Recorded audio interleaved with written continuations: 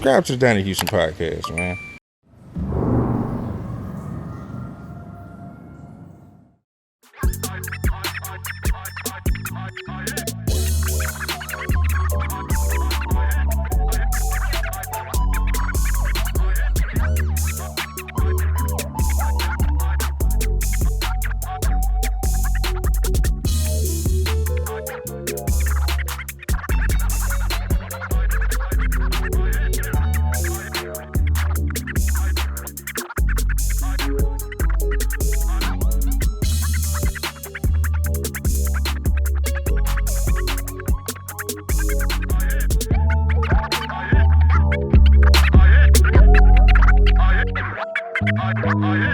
All right, let's get this second panel started. If I could have your attention, I fed y'all burgers and now you know how to fucking act. Be quiet. God damn, I can't take y'all nowhere. This next panel is going to be about the 90s, so we're so happy to have Captain Jack and Steve Fournier to also be a part of this conversation as they were a part of the conversation in the 90s. Jay Prince, we'd love to have you back up here if you won't mind coming back up. You're literally responsible for one of the biggest rap records of the 90s, so we definitely got to bring you back up here if you don't mind. We appreciate it. Coming to the stage as well, he is the Dawn straight out of Herschelwood. Please give it up for Mr. 713 himself.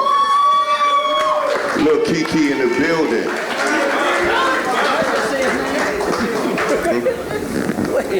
Are you in the back? Okay, all right, cool. He'll be back shortly. Representing New Orleans and Gumbo Funk, please give it up for the super producer himself, N.O. Joe. Thanks, man. The mastermind behind Wreckshop Records, responsible for some of the biggest hits in Houston hip-hop and hip-hop history in general. Please welcome D-Reck.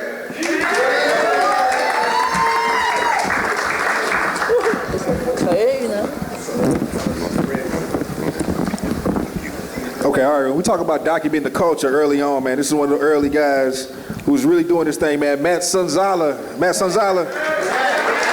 Pusha Mania.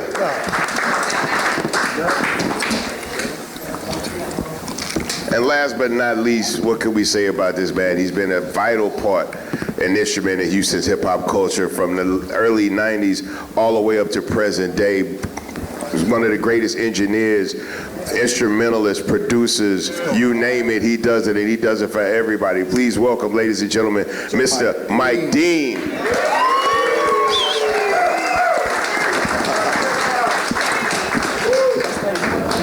Sit in the front. Thank you, Mike. So I guess, Jay, we'll start with you. Hip-hop is now in the 90s. You put out some of your first releases. You understand the system, the game. You can see the things that they're going to allow you to do and the things that you just going to have to do yourself if you want to get it done. As hip-hop becomes more commercial and becomes more of a nationwide fad and music videos and all these things come into play, how did you feel Rap-A-Lot needed to grow in the right direction to take Houston to that next level? Well, I felt one of the things that we needed to do was take control of our city. At the time in those days, a lot of out-of-towners, New Yorkers, and different people was regulating our city, where DJ and radio was concerned, mainly radio, but they would even come in the clubs as well. But we had Jack, Steve Fournier, a lot of relevant DJs, but for some reason, they didn't seem to give us the respect that I felt like we deserved where radio was concerned, and that was really important where our culture was concerned. So I had to do some awkward things to help get respect where the city was concerned. Really creative things, because I understood that we were going nowhere if they wouldn't give us the opportunity to be heard. And they were really discriminating against us bad, country this, country, a lot of discrimination was taking place. And I went to war. I'll just be honest, I went to war and made a statement to all that was in a lot of these powerful positions, y'all gonna have to give us a chance. Now, if the people don't like us, that's one thing, but y'all not gonna be able to not give us a chance. So that was the foundation that had to be laid, and from that foundation, a trail was blazed where they was giving us opportunity to be heard, and after that, it was history. Now, Steve, you're in the clubs, you're seeing these changes start to happen. You're seeing all this different influence come in from other places, but you know that Houston has a scene, that Houston has a burgeoning hip-hop scene that's making its own music. How did you decide to find that balance in the clubs between, like, how much of this outside music do you allow to be played while making sure that Houston artists and companies are still being represented in the club? Well, I always respect New Yorkers' hustle. They had like a really amazing hustle.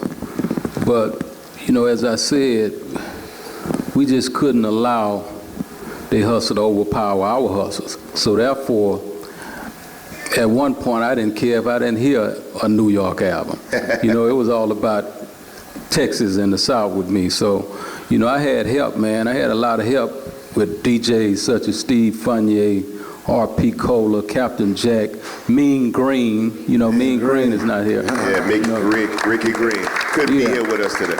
Yeah, I'm really thankful and grateful to a lot of these guys because they helped lay the foundation, not only where Houston is concerned, but the whole South.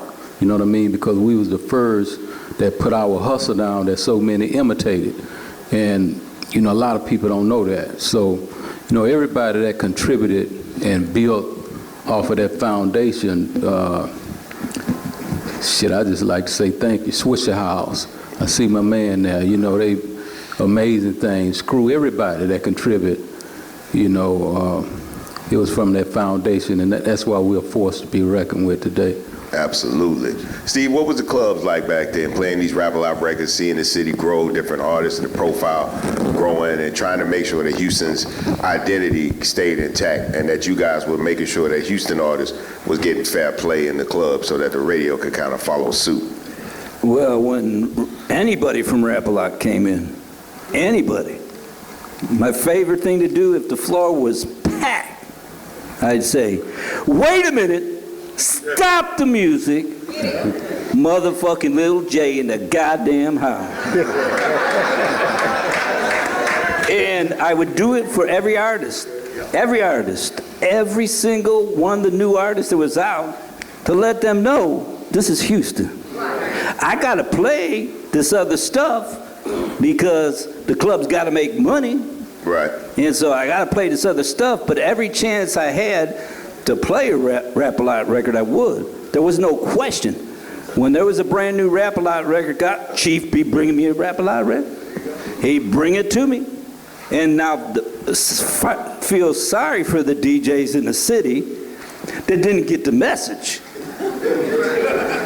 Because when Rap-A-Lot came in your club, they came 8 or 9 deep to make sure you played that one goddamn record.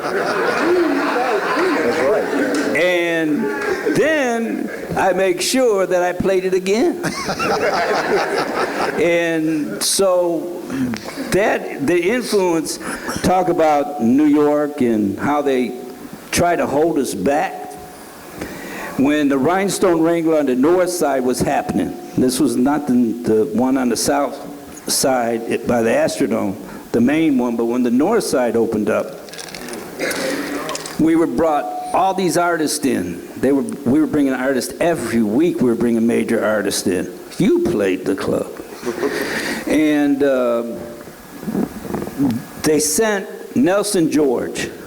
From New York. From New York. Grammy-winning writer for Billboard magazine to interview me. Want to know what in the world are y'all doing in Houston, Texas? What is y'all's buying our music like it's crack? What's going on? He interviewed me. He came to the club, stood up in the DJ booth, and seen 1,600 people. I've been to New York many times. They ain't got 1,600 people in the club ever. And they got little clubs, not very many people. He came down, seen all that, brought his ass back to New York, and all he said in the article was, met Steve Fournier, stocky white boy playing in a barn. It's tough. Wow.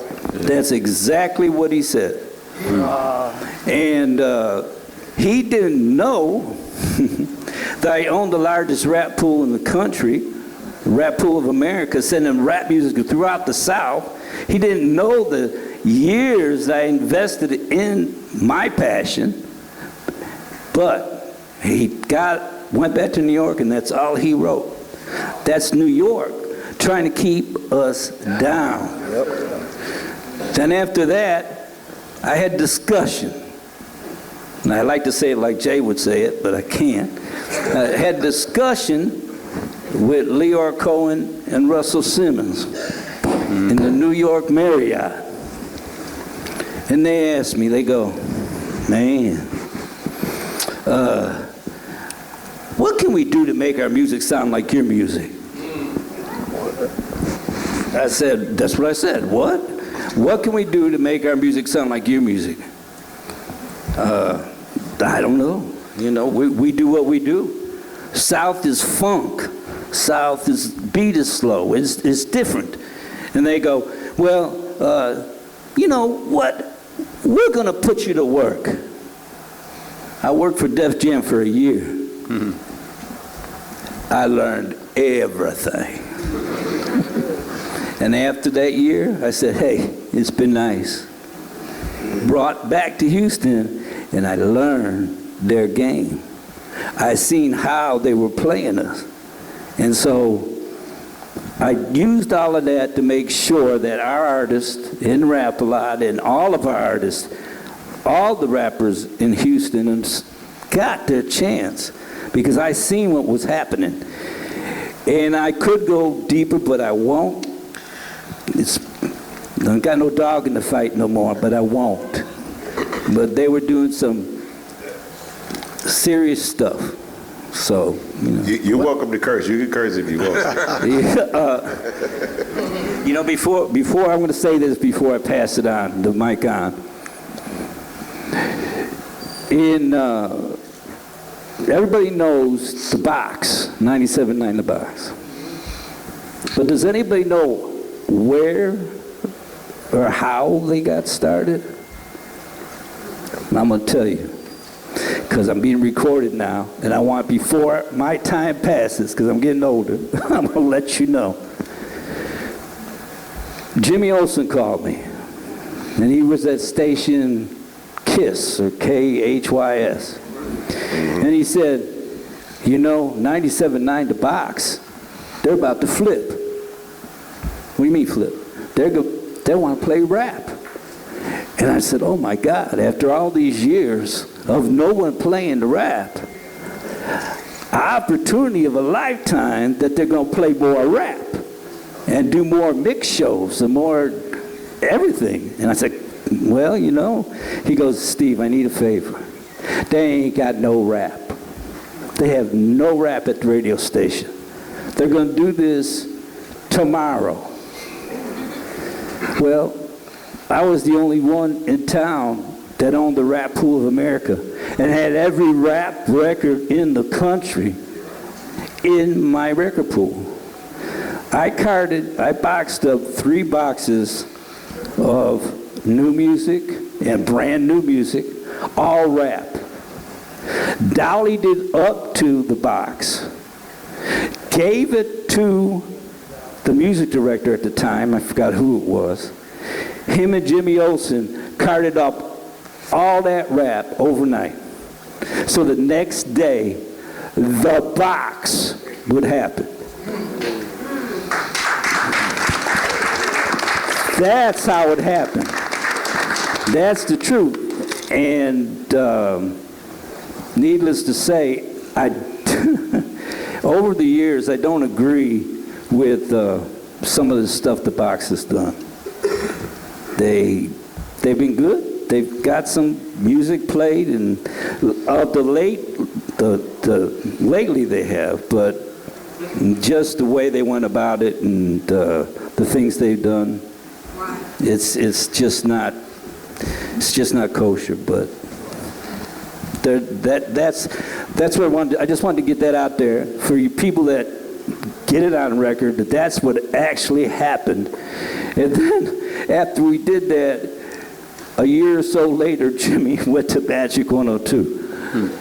Jimmy Olsen went to Magic 102 because the box was kicking their ass with rap, that the city finally got to hear the rap that they've been hearing in my clubs and Jack's clubs and the clubs and in the mix shows. They finally got to hear it.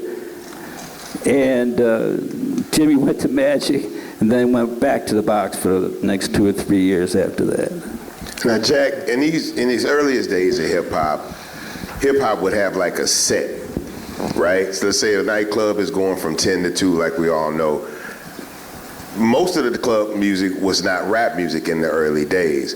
When did you notice that the shift needed to be made to where we can't just have like an hour of rap thrown in? We got to do most rap, because this is back in the days where guys would still walk up and ask a girl to dance during the slow jam here. I don't know how many of y'all ever went to nightclubs like where people used to slow dance. I don't know how many of y'all did that. I can go around and count the gray hairs, but I ain't gonna do y'all like that. But rap used to have like a little set, so it would be mainly all the music, and even with Paul at Jamaica, that's what I remember the most, because it would be reggae all night. They play about 30 minutes of R&B, another 30 minutes of rap, and then back to reggae. You know what I'm saying? But it was a Jamaican club. They were supposed to play reggae music. But they were also a club that broke a lot of hip-hop. When did you notice that rap needed to be the majority of the music being played in the club? Man, oh my goodness. You know, me being a rapper, It might be biased. I was ready for it, you know, because anything that came out, all the way back from when the Sugar Hill Gang came out, and you know, they only had a few at that time. And then when I did my Five Slammer Jam, I did my Jack It Up and my Sexy Girl on Rap A Lot, and we started easing on towards 1988 and 1989. 1990, the transition went major, because I was working at a club on Antoine in 1989, and it was called Club Amnesia. I remember. Club Amnesia. Later on, it became something else. Yeah, the Underground after that. But it was Club Amnesia. And so the owner of the club, I hate to bring him up, but I ain't gonna say his name. The owner of the club had made me and Big Steve a deal, because he said that I'm gonna split some money with you guys for New Year's Eve and stuff and all that kind of, you know. And man, we was looking forward to that, you know what I'm saying? So, make a long story short, he screwed us. So that was 1989, transitioning into 1990. So a little partner of mine that used to come to the club all the time, of course, he was a hustler. And he said, man, y'all need to be getting screwed like this, man. I got some money. Y'all need to get your own club. So, man, we got Palladium. 1990 Palladium. 5900 North Freeway, exit Tidwell. I remember that commercial. In between Tidwell and Parker Road. Right there on the side. Big old giant ass club. Made a deal with a white boy out of Dallas, Texas. Sold us the club for $80,000. We gave him half down and paid him monthly. Paid him off. Got the club, and man, from that point on, me and Steve started booking shows like a bitch. We started bringing in shows, and you know, I think 1 hour, we did the 48-hour Ice Cube show when Ice Cube had went solo from NWA. And they came in and filmed the whole deal. And we started bringing in people like Raw Bass, Dougie Fresh, LL Cool J, and a whole lot. It just went on from there. So the 90s, man, I would say the 90s is when we really started, you knew rap was going to be around. You knew it was going to be around. And then Jay is growing at the same time, you know. Ghetto Boys is hot. He got Convicts. They bouncing and they doing their thing. And, you know, and then the resurgence of Scarface is about to take off. So things, from that point on, we had the LA Dream Team, we had DJ Quick. We just, them early 90s, that's when rap was went crazy. And you know, I gotta tell y'all this story real quick. We got I don't know how I got my hands on the little bitty cassette tape of a group that blew my mind. Some boys from Port Arthur. I had a cassette. This was a demo of a guy named UGK. And I never forget the song, Tell Me Something Good, man. And we got that shit to Jimmy Olsen, and he played the damn bitch off the cassette at the radio station. He liked it so much. Those guys got hot so quick. At that time, they was with Big Time Records. They was at Big Time at that time. And man, I said, I gotta have a show with these dudes. And we brought them to the north side and did a show, and you couldn't get in the place. Well, I'm talking about, we had to turn people away. The fire marshal came and told us we couldn't let no more people in. And Pimp C saw how many people came, right? Pimp C said, man, we got to do something about this, bitch.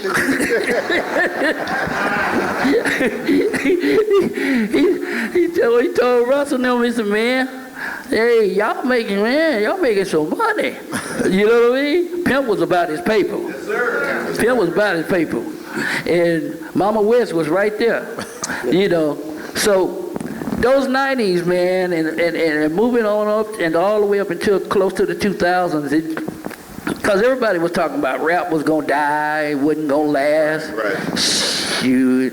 Man, you know, what was really so good about me being a club owner and a promoter, and my partner Big Steve, who passed away, y'all, a year and a half ago. For those of you who don't know, remember Big Steve, 6'7" dude. Yes, sir. Yeah.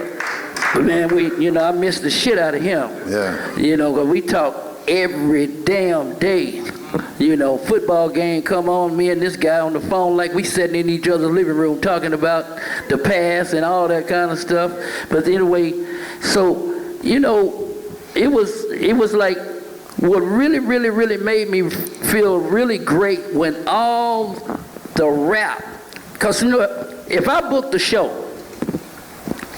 in New York, from New York guys, or LA, or Atlanta, if I booked the show, I got to pay for airfare, I had to pay for hotel, I got to take care of the rider. Yeah, I got to take care of that rider. And some of the ridiculous shit they want on the rider was ridiculous. You know what I mean? So, you know, and we took care of business. But when people like UGK, Lil Keke, Big Mo, Big Hawk, oh my goodness, Lil O, and on, you know, and Scarface and Willie D, the whole Rap-A-Lot family, I didn't have to book New York no more. I didn't have to book New York no more. So Jay, I saved a hell of a lot of money. And then I I got people like this guy from packing the place out. And, you know, and Scarface packing it out, Ghetto Boys, and all that. You know, so, you know, it was just really, really dynamite to have hometown and guys straight out of Texas and Houston, mainly, just coming in. And I mean, they were making damn good music. It wasn't no joke. And, you know, and the same thing, just like Jay would say he had to talk to some of those DJs. He never had to talk to me because he brought me good shit. Jay ain't never had to try to strong on me or talk to me crazy or have somebody talk to me. He knew Captain Jack was gonna take care of him because he brought me good music. Only thing I said to Jay was, bring me a hit. If I like it, that shit's on the air. I'm playing it. Bring me a hit. That's all I care about. And then there's this story here.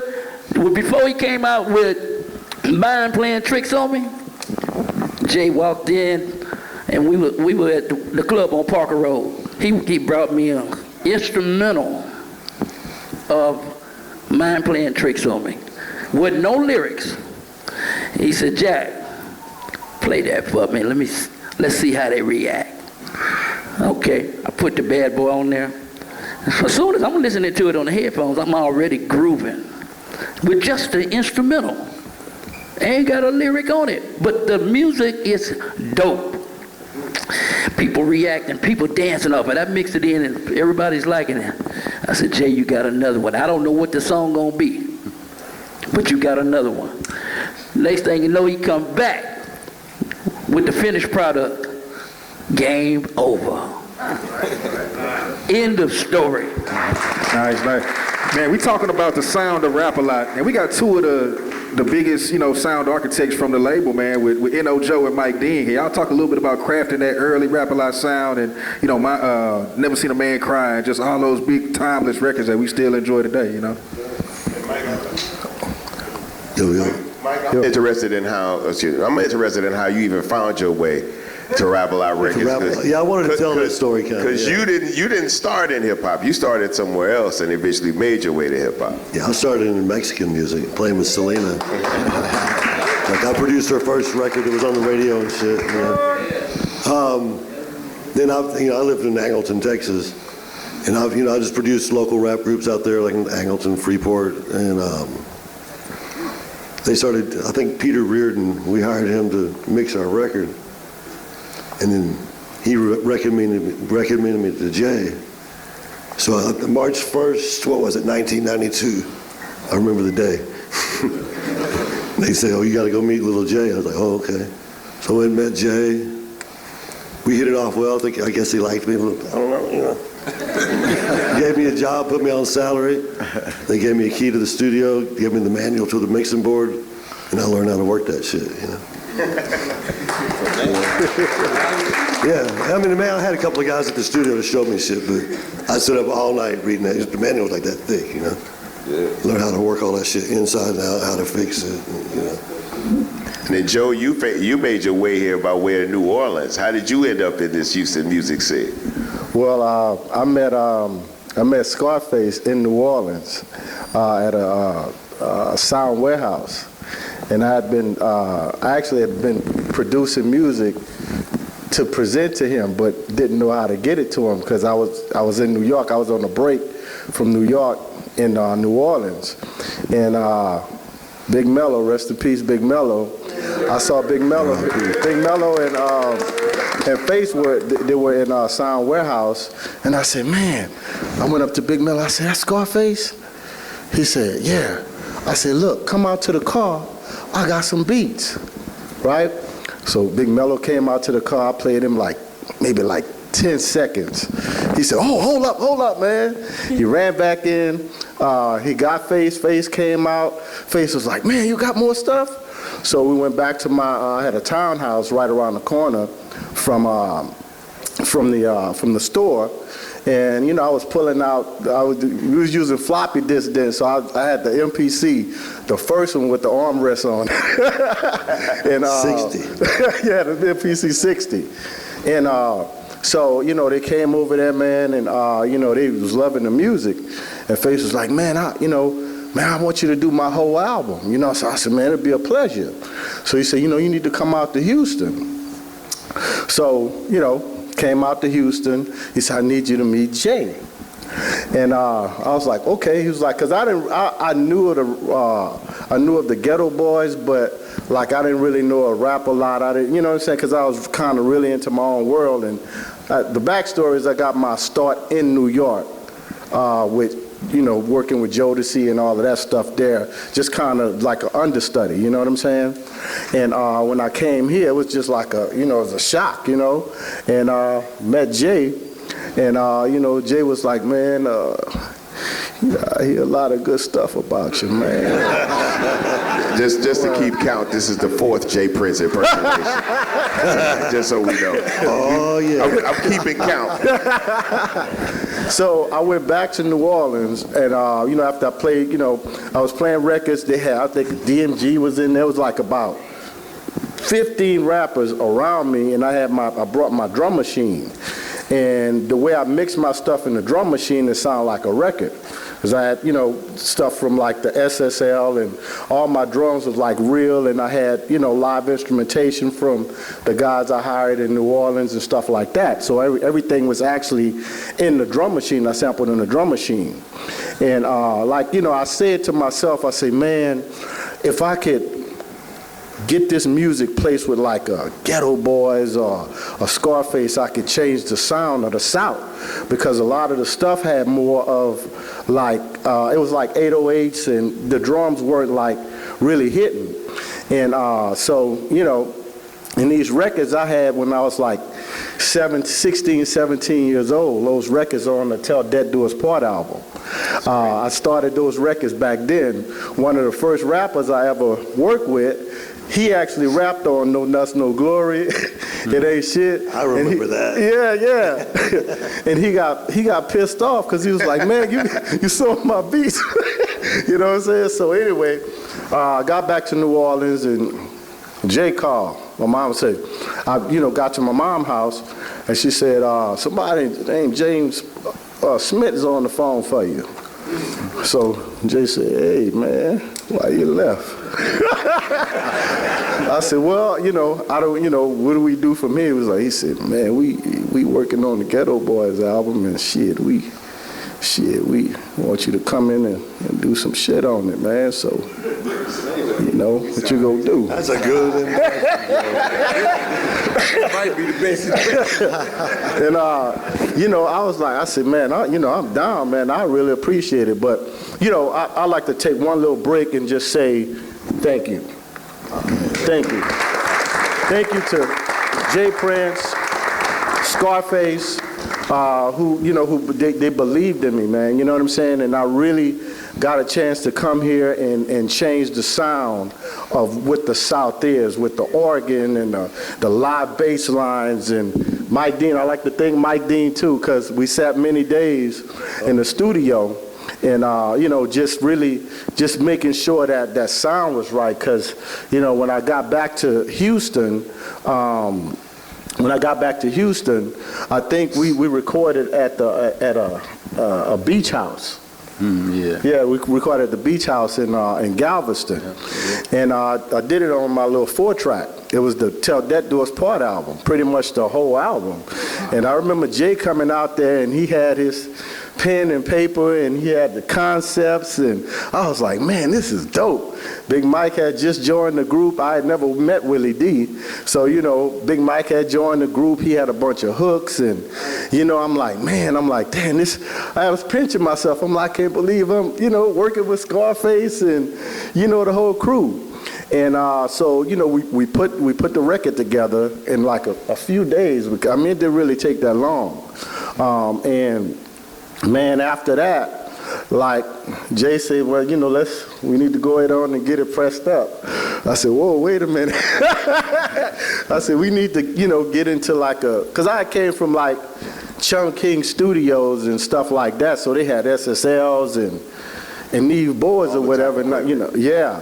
So I'm like, man, you know, like, it's no way, like, we gotta, like, that sonically we have to like be up there with New York. You know what I'm saying? So, man, again, thanks to Jay Prince, you know, he came and, you know, brought us the digital services. And I think that was the first record, because we actually recorded that on with the 24 track mic. Yeah, the 24 track digital. Sony machines, yeah. Yeah, it was the first, probably the first digital. We recorded all digital from then on, you know, like. Yeah.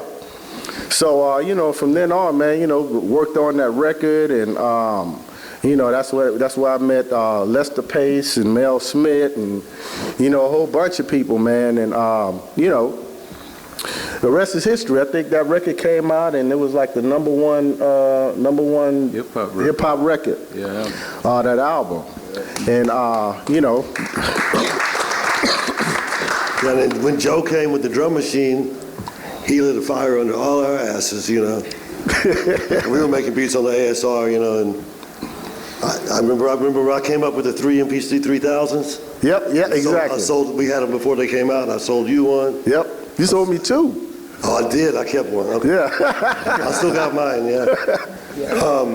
Yeah, like, I remember me and Joe, long nights, long lunches at Fuddruckers, you know, giving Michael Jackson the name for it. Remember that? Yeah, we had a lot of fun making these records, and, you know, flipping each other's hats on the top of the studio, you know, just a lot of crazy shit. Yeah, we were like, late nights, man. We in there. I would wake Mike Dean up in the middle of the night at 2 in the morning, 3 in the morning. Hey, Mike, because he was over, like, we was working in B, the Studio B. Because I was working on, like, different projects in A, and I'd be going back and forth. That's when, like, Pimp C would be in A with Bun, working on, like, we'd be mixing, like, Tell Me Something Good, all that stuff. Right. Yeah, and we'd be in B making beats, so 3-2. Right. Man, so afterwards, you know, we once we you know, we did the Ghetto Boys album, and during that time is when I met Pimp C. Yes. And I remember Pimp C coming in the studio when Roger Taus and James Hoover, yeah, and Mike D was playing guitar, and yeah. So you know, Pimp C was like, man, hey man, say dawg. Man, that guitar, man, how you get that guitar to sound like that, man? And I didn't know who Pimp C was, and I was like, you know, oh, you know, like, it's a Wawa. You were like, who's this guy? Yeah, I was like, who's this guy? So, you know, I was telling them, I'm like, so me and Pimp, we in there, you know, just chopping it up, and he was like, man, you need the organs, that's that B3, that's the church organs. Turn those up. I said, man, I can't. If I turn them organs up, because Scarface was very finicky about his music. So if I'd have turned those organs up on that record, he'd have been like, man, take that shit out of there, right? So I have to kind of bury him in the music, you know, on that trick, right? Huh? That was the trick. We bury all the cool shit exactly. until it became cool. Right. And remember, see, there's a whole live version of the Tell Depp Do Us Part album, but you know, we had to use a lot of the samples, so what we did is just mix the live instrumentation under the samples. Exactly, yeah. And then, you know... Then we started taking the samples out, though. Then we started taking the samples out. Yeah, we started taking the samples out. That's when it came the real Houston shit to me, you know.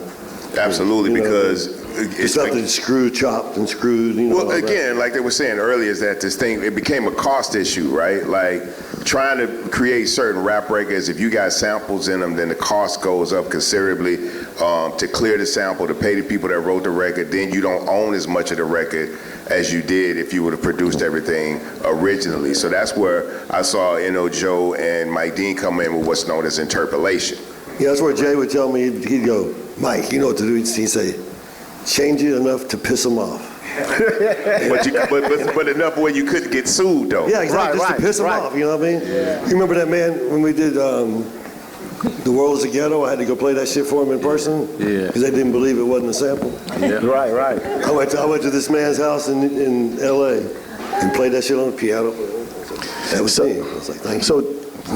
No, and I was gonna say, and all of your expertise, like Pimp being around both of y'all, made him really want to raise our sound up. So when we got to the point of Riding Dirty was the third album, and it was the first time where we told him we didn't want money. We didn't want in advance on it. We wanted equipment. And the reason Pimp wanted equipment was because we could side hustle with it. And once we get the money and pay for studio time and all of that, once it's gone, you don't have the equipment and you're done with that. Pimp was like, if we get the equipment, I can make beats for niggas, we can make songs for niggas and side hustle with it. So we took equipment instead of, and we did a lot of the rough production, the pre-production at the house. But when it came time to actually fully make the record, Pimp wanted to do it in Dolby. He was very adamant about trying to get it mixed to 5.1. Noise reductions. Yeah, and so he went straight to Joe and told Joe what he was trying to do. And Joe said, hey, I know this guy named Skip. Skip lives out in Katy, and Skip at the time was like the leading radio commercial. Skip Holman. Yeah, the leading radio commercial producer in the country. He had the largest sound bank in the country. And Joe brought us over to his studio. And many people don't know this. Riding Dirty was probably one of the first albums, not just rap albums, one of the first albums recorded in Pro Tools. Yep. We had Pro Tools, if I'm not mistaken, it was the beta version. Yep, we were. It was the beta version. So they were giving that to different producers to see if it would help the process. And Joe brought that to the table, and that's why Riding Dirty, the level of instrumentation, the level of mix, the sound. If you listen to Riding Dirty, you cut Riding Dirty on in your stereo and put the volume up to 5, right? It's gonna be loud and feel it. But if you play anybody else's record at 5, it's gonna be like lower. The quality's gonna be lower. I know this ain't no Q&A, but I got a question for Mike.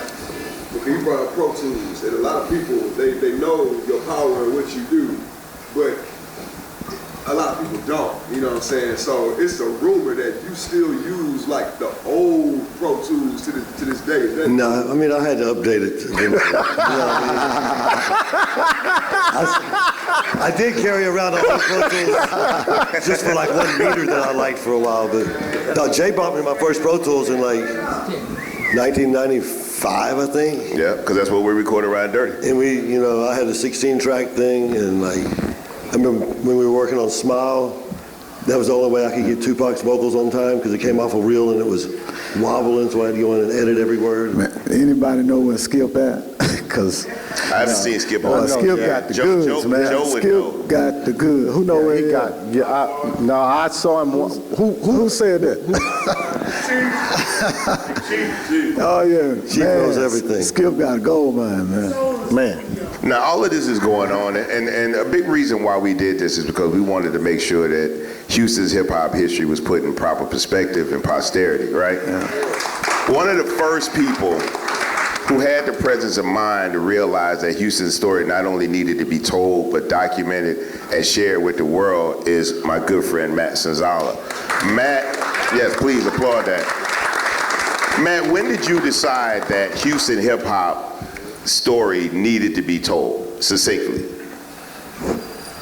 I mean, early on, I always felt like I wanted to ride for the underdog to an extent, you know, and I knew being in Houston, we were in this big city.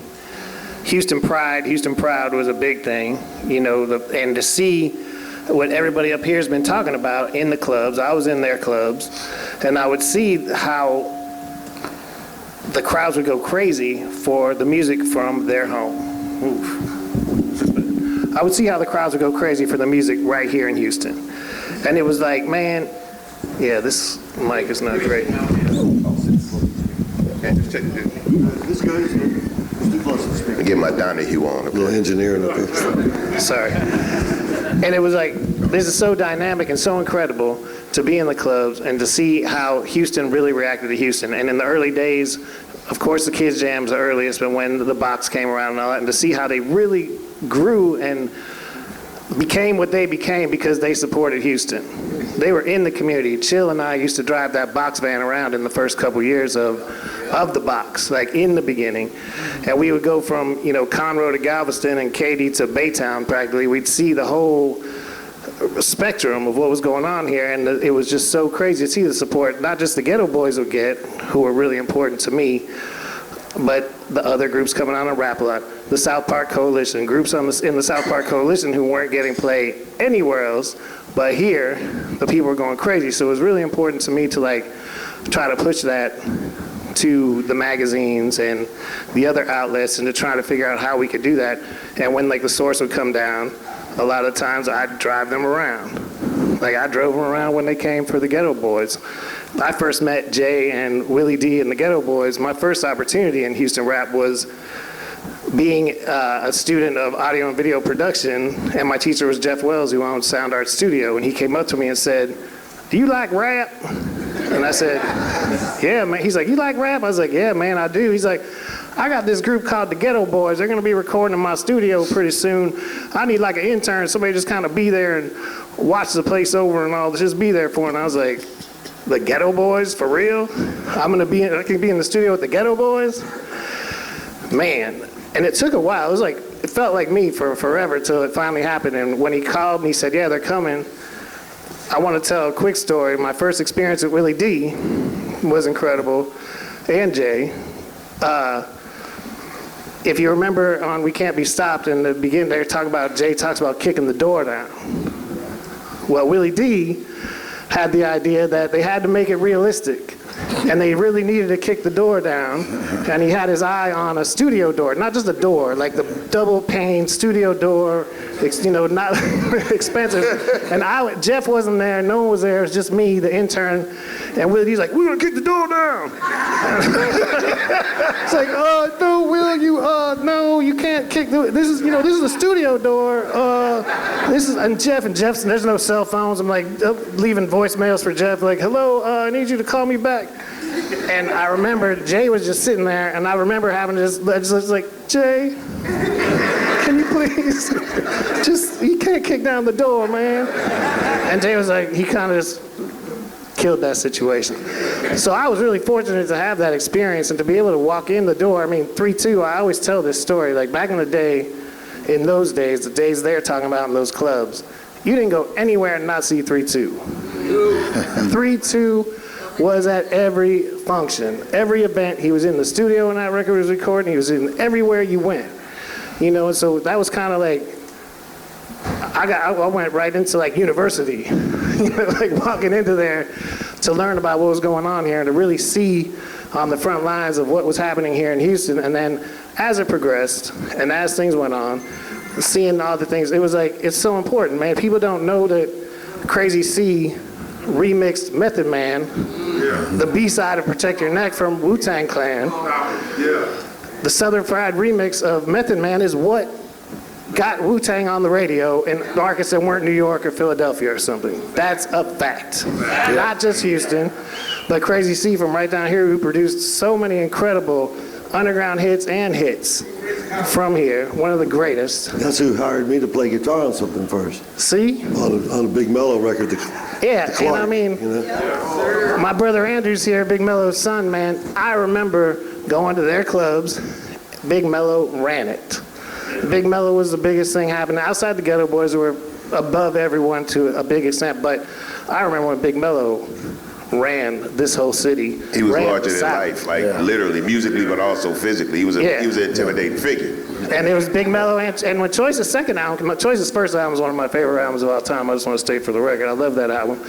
But her second album, when that came out, her and Big Mellow, you couldn't go to a club and not just see them, hear them, the presence of of Rap-A-Lot and of the South. And then, you got Lil Keke here, so we're gonna have to move on in the 90s and get to what really, after that era, what we're all talking about, the Screw era. I always say this, there's better DJs and there's bigger DJs, but there's no DJ in the world that touched the world like DJ Screw, that touched his community. Facts. Like DJ Screw did. No DJ ever in the history of DJing affected their community like DJ Screw did.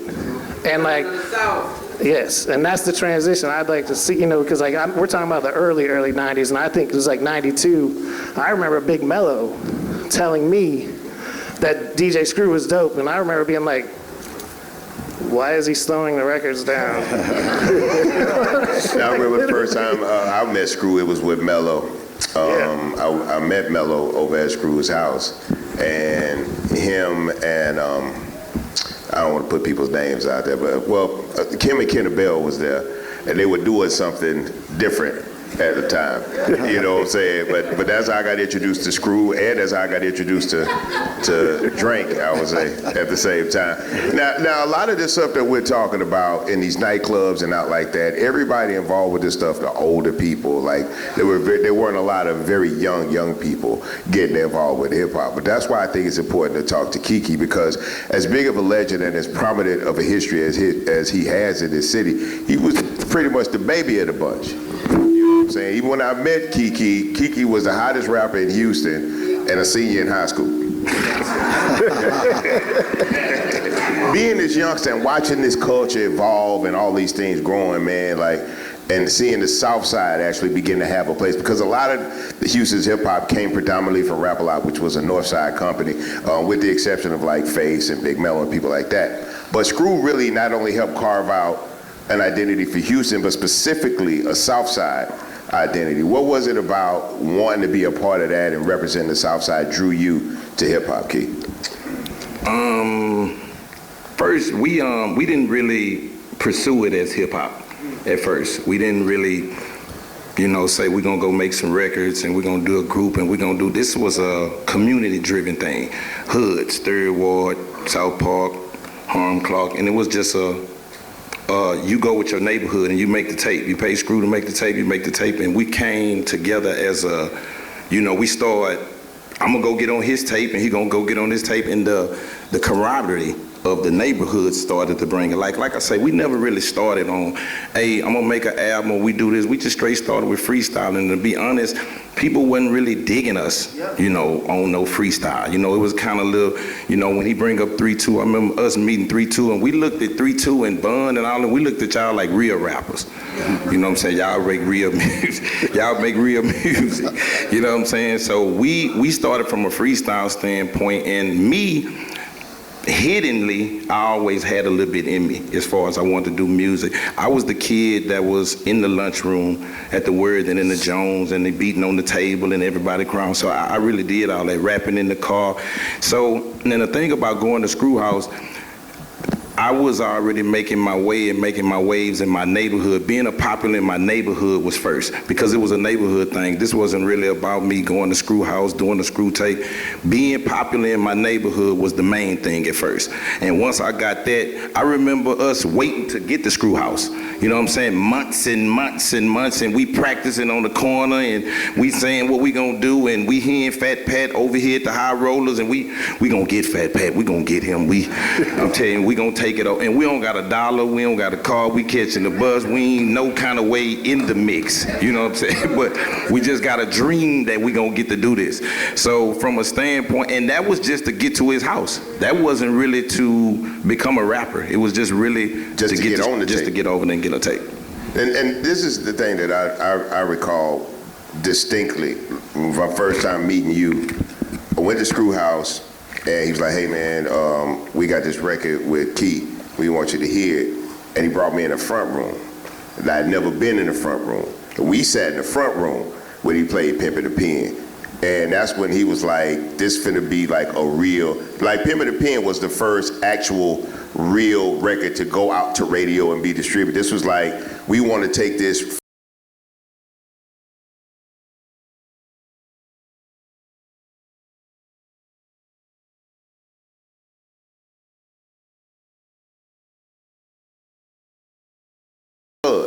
like you say, you weren't trying to be an MC, but you were just so damn good at rapping.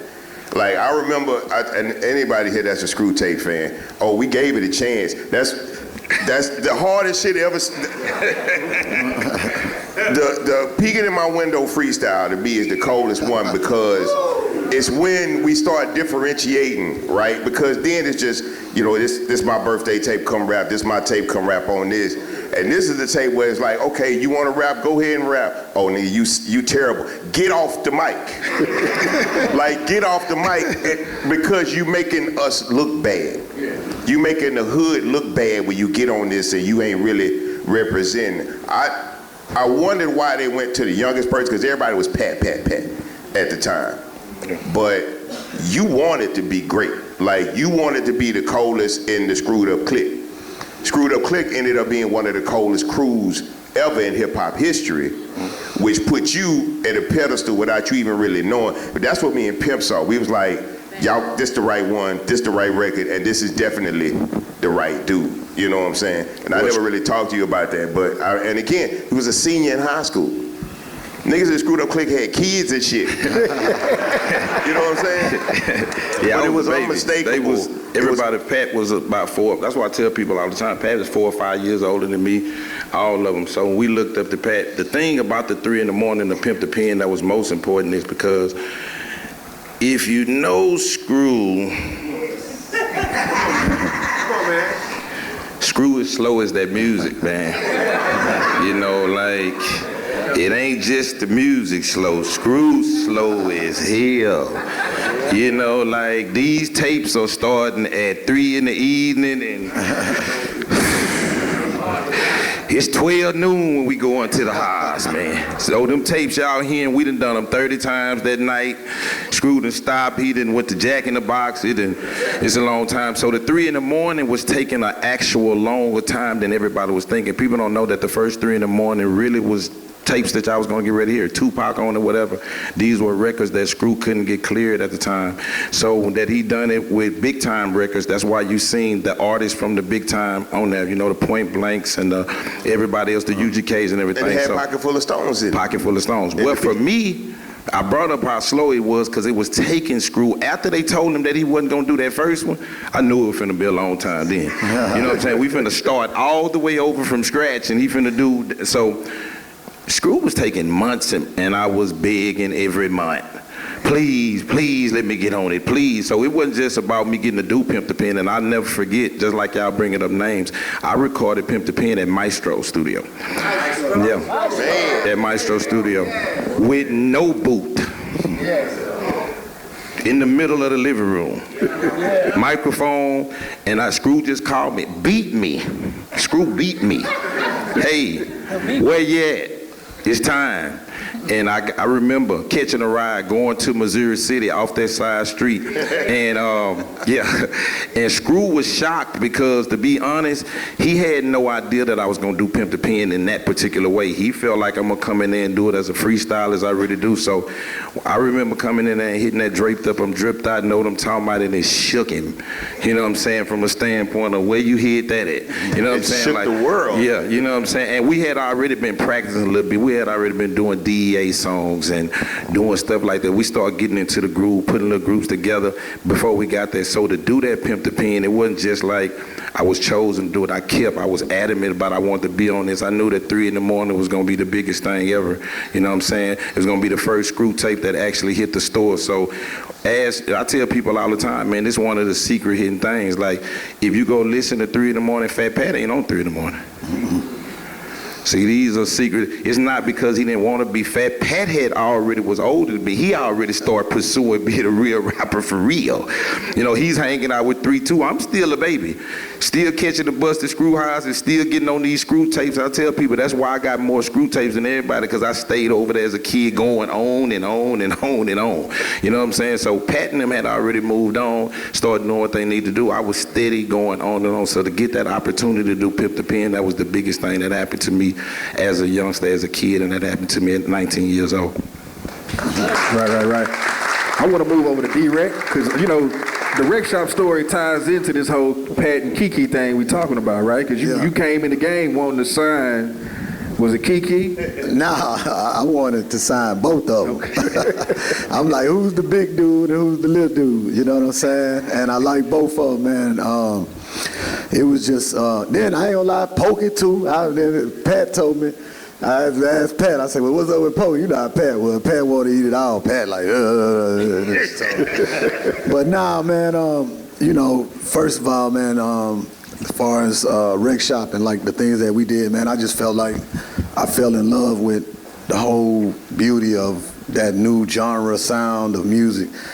It just represented so much to me. It still do now. And, you know, when we created Wreckshop, that was our goal. It was like, man, I'm going to jump up in here and put my 2 feet down and fight the same battle that you really been hearing everybody up here talk about. Like, it's always been us against them. It's always been we not getting recognized properly. It's always been misunderstood. It's always been doubted, you know what I'm saying? So to just imagine how hard it is just to get music played from down south, then here we coming from the screw tapes with this new sound, you know, and you go on the radio and you know, Lil Sam, and he ain't hear me. I remember us, you know, like now y'all hear it and it's like, it's hands down, you know, like you hear Pat, you hear Slim, you hear all this music now that we take for granted. But back then, even here, you know, radio didn't just accept it at first, you know what I'm saying? And shout out to all my guys up in here, man. I see GTO there been quiet, you know what I'm saying? I see these are people that took a chance on it, you know, like early in the game.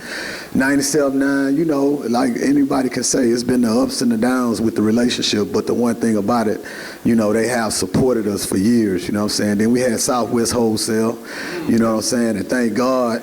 So it was the perfect recipe for a young man like myself that was just ambitious. I'm ready to try to see what I could bring, you know, to the game, and it was just the perfect recipe because we had such a solid underground scene coming from DJ Screw and Michael Watts, you know what I'm saying? Like, so people like Keke and them was getting that platform, and I felt like all they needed was somebody to come and just kind of put some money and some foundation and some structure and some type of marketing plan and add that to the sauce, you know what I'm saying? So that's what we was all about, you know what I'm saying? And I can't say nothing without like pointing out like people that played a big role. They up Tight Eyes, D got it, you know what I'm saying? No D.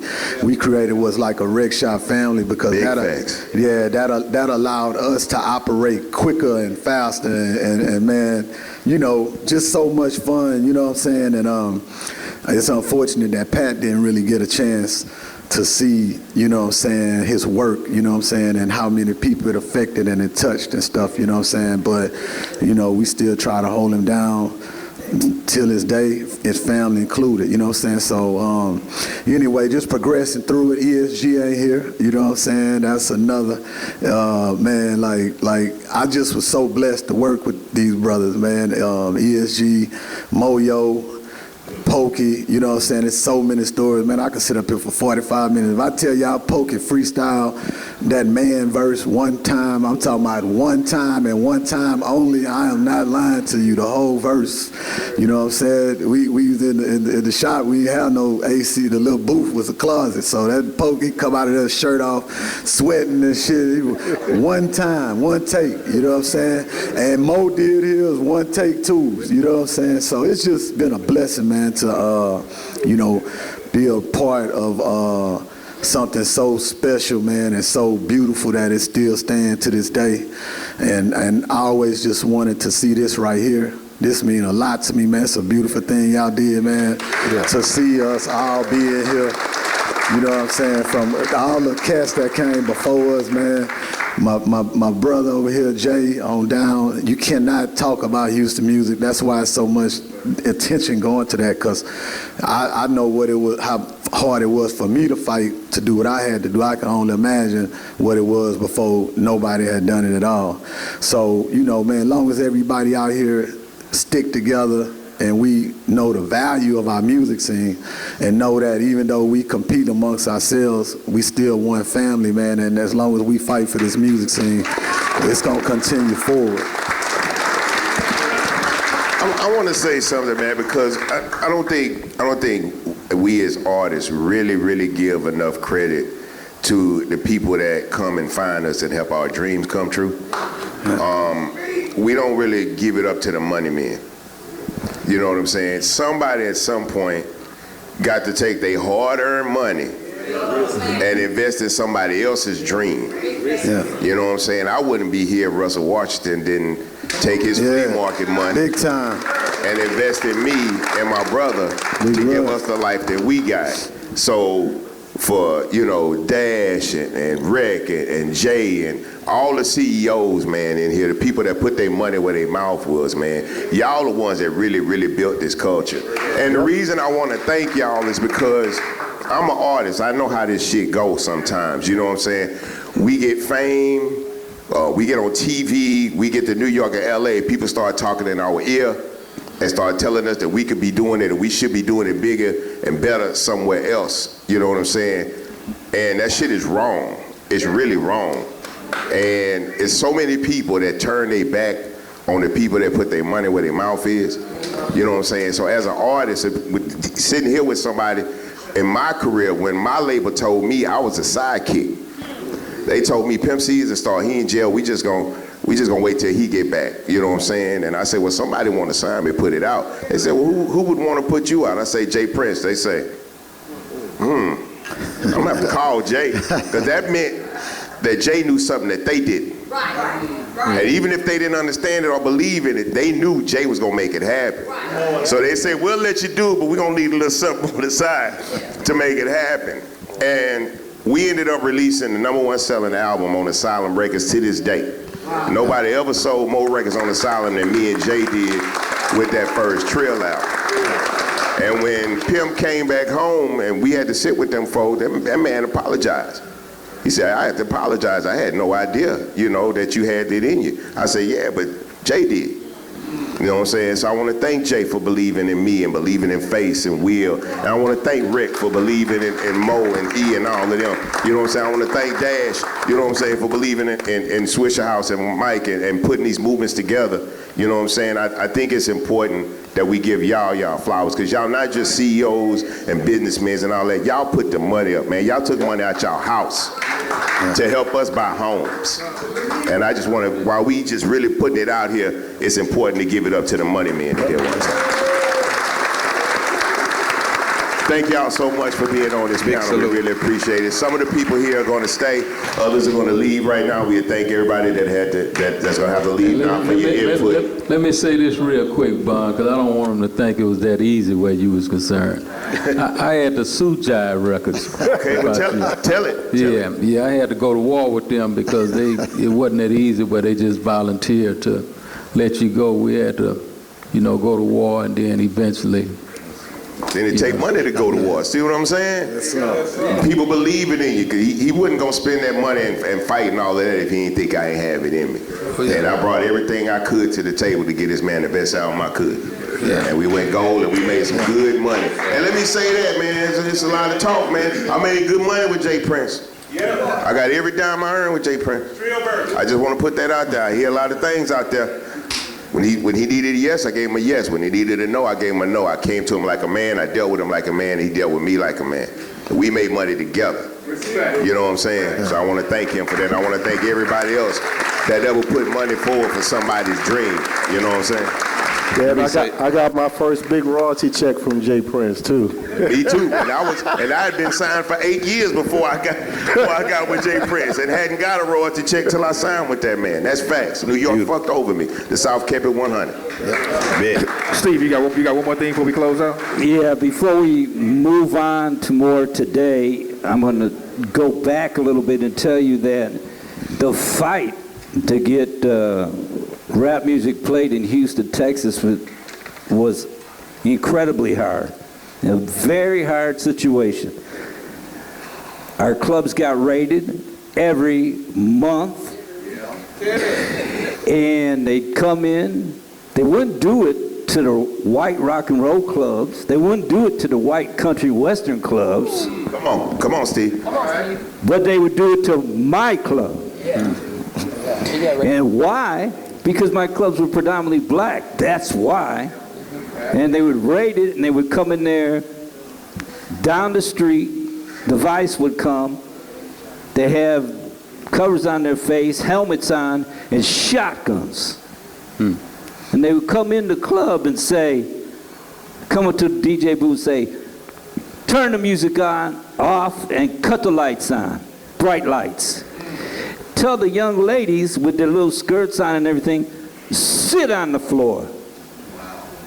1,500 people sit on the floor.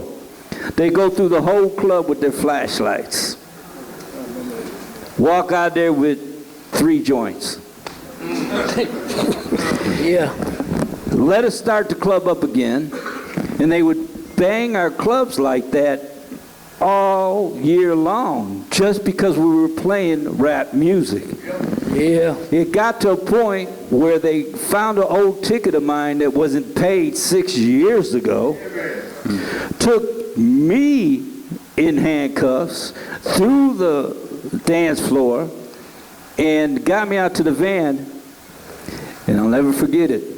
It was a white lieutenant in the vice, and he had a red mustache. And he said they had 2 or 3 people they found with something on them, and they put them in the van. And they go, "What do you want to do with him?" And they pointed to me. And they said, "He's just a N-word like them. Throw him in there." That's the shit we went through just to play rap music consistently in the club. Yeah. And then I had to debate with state senator and the chief of police of Houston why I was playing the music. I was destroying the city. Gangster music was destroying the city. Destroying the city. And I said, man, you know, I play it because it's real music. They're rapping about what really happens in their neighborhood. That's what they're rapping about. It's real music. Well, it's gangster music to us. And yeah, just get ready to say they don't. What really the most influential thing that everybody in the street was really, I mean, it's the movies. Arnold Schwarzenegger and Rambo. You know, this is visual that people enjoy going to see. So what do the kids say? I want to be Rambo. I want to be I want to be the Goodfellas. You know what I'm saying? So, but they tried to blame it on rap. They had the advisory. You know, you can't, you remember the advisory? You can't buy the music because you gotta be a certain age or your parent gotta buy it like it's alcohol. Then, you know, they did that. They took me to jail at Palladium. They were pissed off with me because we were promoting Farrakhan coming to town.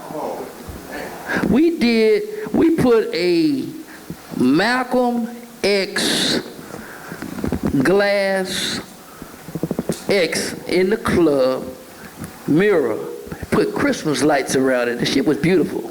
It was a Malcolm X. And boy, them white boys came in there and saw that shit on the wall. Jay, they looked at that shit. Y'all supporting him? Oh yeah, we'll be back. Man, we came a long way, man. Y'all make some noise for hip-hop here, man. Hip-hop! Hey, let me say this before I go. Can we play some music from Hold on, let me say this before I go. You got one more? I got one more word. I'm way too young for this panel right here. All this 89 and Palladium and all that. I don't know why they put my OG card up. I ain't supposed to be there. They all in 89 and Bud and went to the Palladium. I ain't been to the Palladium, man.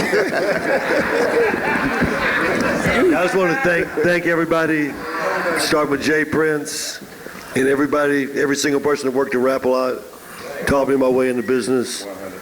Everybody in this room, really, so thank you. Lester Serpay in the house. Lester Serpay. Yo. Mr. Serpay. The man. Lester's coming up. You best believe. We would have had him up here by now. He fought a good fight to get here. Bun, I want to send a shout out to a young man that I took under my wing. Left Houston. I moved back to Louisiana for a little while. I came back, but I came back to town and hooked up with him. Me and him shared a home together for a while. And this guy was at Boomerang. Yeah. Boom, boom, boomerang. Boom, boom, boomerang. And man, you know, he's like a nephew of mine. One of the coolest DJs, you know, that I put a stamp on. And I've just been so proud of him. You know, he does the T-shirts and stuff now. He got Cowboy World. He got so much stuff going on.